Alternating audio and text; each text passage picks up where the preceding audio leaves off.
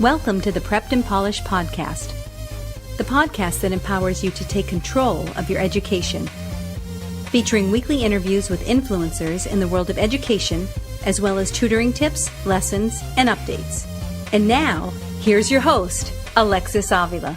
Hi everyone, this is Alexis Avila of Prepped and Polished, tutoring and test prep firm that provides in-person and online tutoring for college entrance and grad school tests, private school tests, academic subject tutoring such as math, science, English language, and study skills coaching. For more information, please check out preppedandpolished.com and get to know the Prepped and Polished community by finding us on Facebook by searching Prepped and Polished. Twitter, you can go to @PreppedPolished, and Instagram, Prepped and Polished 1. To our listeners, you can submit a question at any time to radio@preppedandpolished.com. I love hearing from you.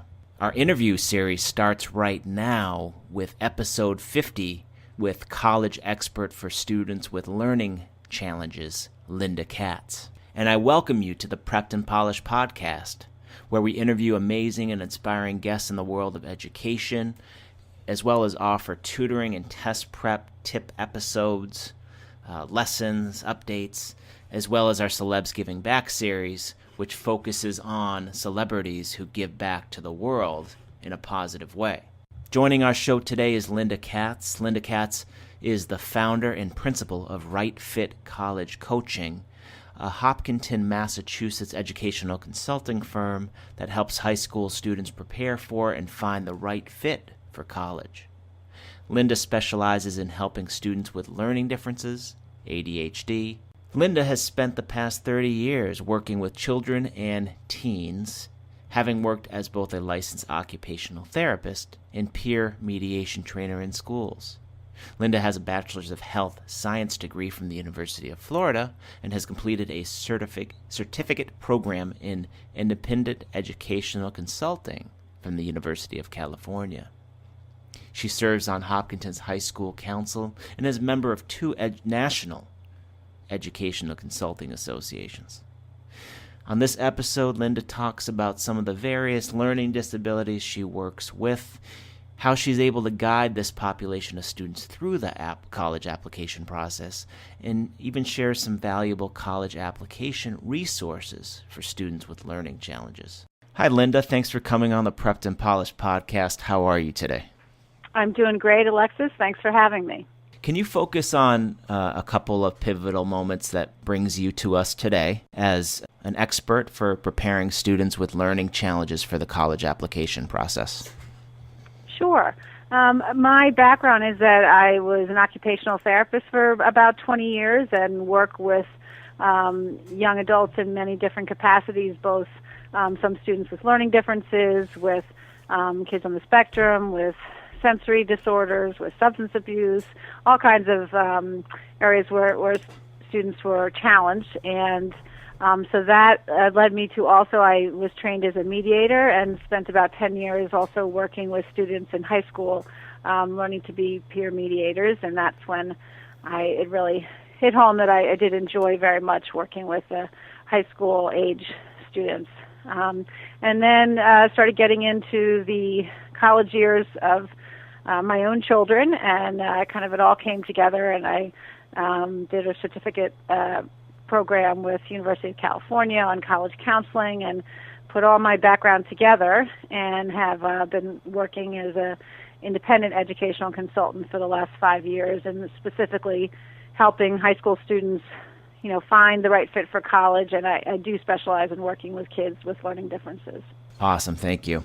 How is prepping a student with a learning challenge for the college application process a little different than, say, working with a student without a learning challenge? Well, I think one thing is that I encourage families and students to, maybe just get started in the process a little bit earlier, so that there's not a rush and that it can be a thoughtful process, and to try to keep stress to a minimum. And also certainly working with students, one thing early, and this is something that, really you would be knowing all about also with your business, is helping students realize that if they receive any accommodations in school, such as extended time for testing or testing in a quiet place, that they certainly want to apply early for those accommodations for either the SAT or ACT, because it is a process to go through, and sometimes families even need to then appeal if they didn't get the accommodations on the first go-round. So that's one thing, is just, kind of starting a bit earlier. And then another big area is, of course, looking to help students find schools to apply to that are going to have the right level of support they need once they get to campus. Perfect. And can you just describe a little bit about your consulting business, Right College Fit, and just describe some of the services that you offer? Sure. Well, as I said, I work with students. I do almost exclusively work with students with learning differences, and then sometimes siblings, or may come to me also. But in general, that's the population. And so I mostly work with students. Sometimes it can be a consult in a freshman or sophomore year. But then generally students, even if they start with me in a sophomore year, and I will work with them on a comprehensive program all the way through, their summer before leaving for college or whatever program they might be getting involved in after high school, and then, staying in touch with them and their parents, at least in that freshman first semester, to make sure things are going well. So it's a, kind of soup to nuts, where we cover certainly all the things that come up to make the most of their time in high school, including, helping with as they choose their courses and figure out, directing them to some options for test prep, and seeing if their testing is up to date, whether it be a outside of school neuropsych eval or their school psychoed report, looking if they're on an IEP or ed program at their school. Is that appropriate? Are they getting too much support so they're not going to be ready for college and independent enough? Are they not getting enough support? Are there, being an occupational therapist, I'm, able to read through the testing reports and the IEP and pick up things that, might need a second look or another opinion on what's happening. So, getting all that going while they're in high school, helping students to learn how to advocate for themselves better, to doing some exploration of their interests for possible future careers and areas where they might want to major in college, so that they, choose a college that at least has that area of interest. All those things, while they're still in high school, and then, of course, getting into helping students, develop an appropriate college list to explore. That's going to be a right fit for them, certainly academically, the right amount of rigor, but a place where they can, not be too stressed, just challenged, but able to handle it, and then the right fit socially, the right fit financially for the family. So we get into all of that, helping students make the most of their college visits, potentially practicing interviews, so and then the whole application process of essays and applications and all that. So that's the whole comprehensive program, which I guess most of my students work with me in. And some families will just ask for help with developing a college list. Sure. But don't need the help on the rest of it. Gotcha. And I find that really helpful that you also help students with the transition into college as well, and maybe work with them as freshmen in college, because that could be a really daunting period too. Right. And I don't actually do any hands-on work per se freshman year. But I'm in touch with them to see if there are any red flags, if anything's going on, and making sure that they are using the services at the school, which we, carefully picked out to make sure that they were going to have the right services. It's important for students and families to know that a big difference in college is that no one's going to be coming to the student as sort of a, team as it was in high school to say, okay, here's your services, here we are. The Right. student is going to have to initiate those services, and I encourage families and the students to make sure they're all registered and signed up for everything in the summer before. But then once they're on campus, the student actually has to show up and go to services. No one's going to be chasing them. So that's something that I really work with students, throughout the years of high school, and understanding how important that is in advocating for themselves, and that it's no big deal in college to go get help for these various things in tutoring and, workshops and anything to help with executive functioning. And all of this is stuff that happens all the time in colleges, and it's not a big deal. And that students just need to accept that, yep, they're going to be doing that, and that's how they'll be successful in college. Are there any students that you don't work with? Sure. Well, as I said, if someone comes to me and they really don't have any, learning challenges that they're working with, I often might refer them out. Okay. I also, if somebody's main thing is that they're an athlete or some other specialty again, but they don't have. I would work with an athlete who also had some learning challenges, and I also do not really work with students whose main concern that they're working with is mental health and that they're really needing more of a therapeutic placement. Sure. That's just not my specialty, and so I would refer someone out in that case. And what are some of the more common learning challenges that come through your door, and what are some of the not so common ones that you work with? Okay. So more common certainly are students with ADHD, with processing disorders, certainly dyslexia, students on the spectrum. Typically, it would be either high-functioning autism or Asperger's student. I don't have as many students. I've had some that have just purely physical disabilities that they're feeling like they're going to need some help with in finding the right college from that degree. But that, certainly something that I'm comfortable with also.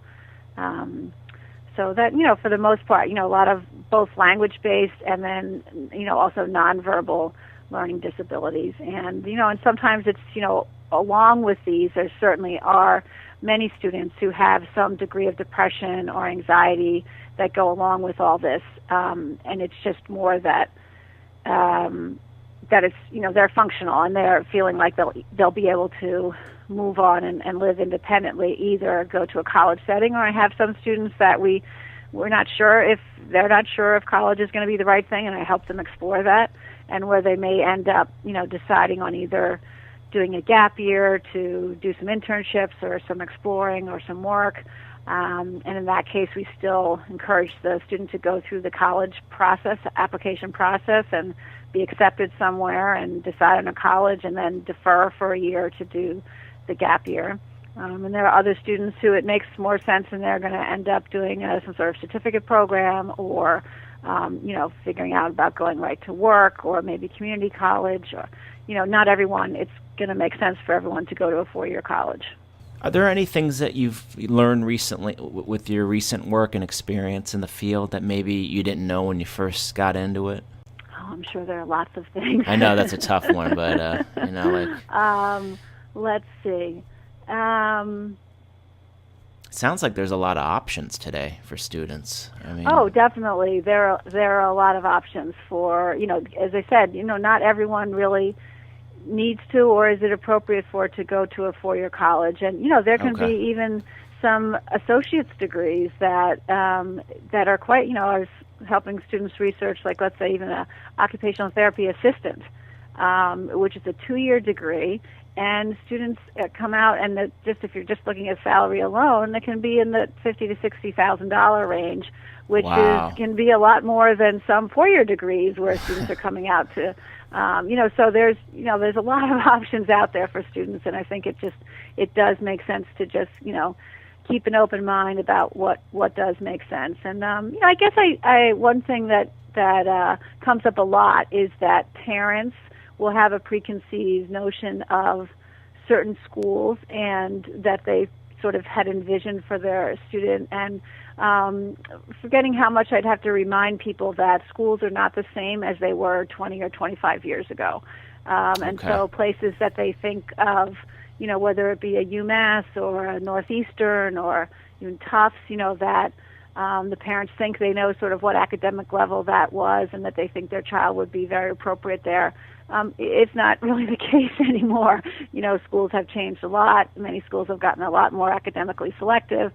And so there's often a process on trying to help families understand that let's just start from the beginning and look at what type of college characteristics would be the best fit for your child, big versus small, and what size classes, and what type of support, and then of course the students' interest level and majors and all that, of course, come into it too. But there's almost always some preconceived notions that we have to kind of talk about and make sure that everyone's on the same page.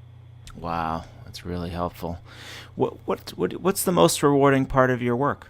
Well, certainly I find that when I'm working with students who've had some challenges, it's really rewarding to help them see that there is going to be a place for them. That there's, definitely giving an academic fit and a place where they feel comfortable socially, and that we can, work through this together. And there's just a sense of relief that students feel, and also that parents feel. I think there's a lot of anxiety when you've had, your child has had learning challenges, and college is sort of that ultimate goal of the whole education piece. And so there's been a lot of anxiety around it, and just helping each family and each student see that, we can make this work, and we can find a place. If it's appropriate for you to go to college, we can find an appropriate place for you to go to college where you can be successful. And that's just, it's really nice feeling the relief from kids and their parents about that as we discuss it more and realize that they've, it's going to work out, and we're going to be able to figure this out, and kids do find the right place to go to school. And, that's not saying that every kid does, because there are plenty of people out there. Graduation rates are not great. I just recently looked again at the updated statistics. About 59% of students who started college graduate from that same college they started at, and that's in 6 years. Wow. Now, that doesn't take into account, there is some percentage of those students who go to transfer to another school, and it doesn't take those kids into account. But so in general, there's certainly, it's not to be taken lightly, that you're going to get to college and you're going to graduate, but that's what we work really hard on, is finding, the right place so that students will get somewhere where they are not over their heads academically, and it's a good fit socially, and that they can, make it work financially, because it is important to get them to the right place so that they can graduate. As I say, one of the things I like to say, it's not just where you can get in, it's where you can get out. Being successful at college is really important. Absolutely. Can you share a few resources that come to your mind for students applying to college, students with learning challenges? Sure. Well, there's certainly a few books. I'm just going to look over here on my bookshelf here. Oh, nice. That students could, which really talk about, their sort of extensive manuals for students that have national, schools across the nation. So it can get a little bit overwhelming, but one of them is by Peterson's, and it's Colleges for Students with Learning Disabilities or ADHD. Oh, great. So that's one of them. I'll just look at another resource here.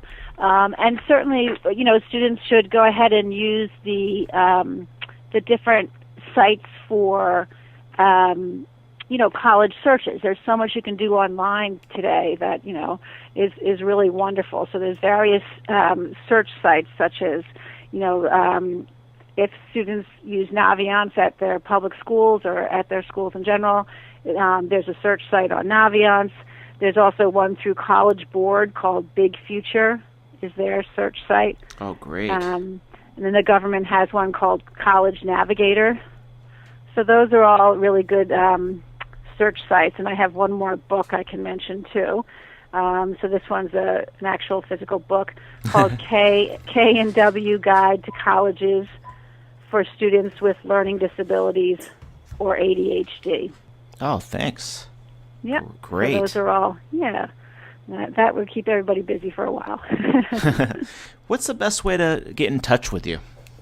Certainly, folks can send me an email, linda@rightfitcollegecoaching.com, or also that's my website also is rightfitcollegecoaching.com. And so on there, I would mention that there's a place to sign up on the front page of my website. I send out a free monthly newsletter, which just has advice for folks, mostly written towards parents, to help with, what they might want to be thinking about as their kids are in high school and going through the college process. So everyone's welcome to sign up for that, and the newsletters arrive about once a month. I signed up for it. Great. Linda, to any teens listening to the podcast, any advice before they cross that bridge into young adulthood? Well, just to, I think, as far as the college process, to go ahead and start on the early side. Junior year is very busy, and certainly getting a plan for test prep as they're working with, someone like yourself. So to get that plan down and go through with it, and so that junior year they're going to get that taken care of. And then really the biggest thing is trying to stay on top of their classes at school. Colleges really do care about both grades and the level of rigor in their classes. So, when students have a choice, try to take the most rigorous class that they can handle. Oh, wow. But that's without going over their head, so that they're going to be, too stressed or not able to do reasonably well in that class. But colleges would like to see them challenge themselves, and as high school goes on, each year add a little bit more rigor in their academic courses. Nice. Well, Linda, thanks for joining us on the Prepped and Polished podcast. Appreciate your time. Thank you so much, Alexis. Take care. And this wraps up our show today with Linda Katz. To learn about Linda's amazing work with students with learning challenges, please visit her website, www.rightfitcoaching.com. And while you're there, sign up for her informative newsletter. Thank you for joining us on the Prepped and Polished podcast. For more information, please check out preppedandpolished.com and check out our complimentary SAT ebook. You can access that by going to www.freesatebook.com. Now go out there and take control of your education. You've been listening to the Prepped and Polished podcast. For more information, check out preppedandpolished.com. Also, you can follow us on Facebook and Twitter. Thanks for listening. Class dismissed.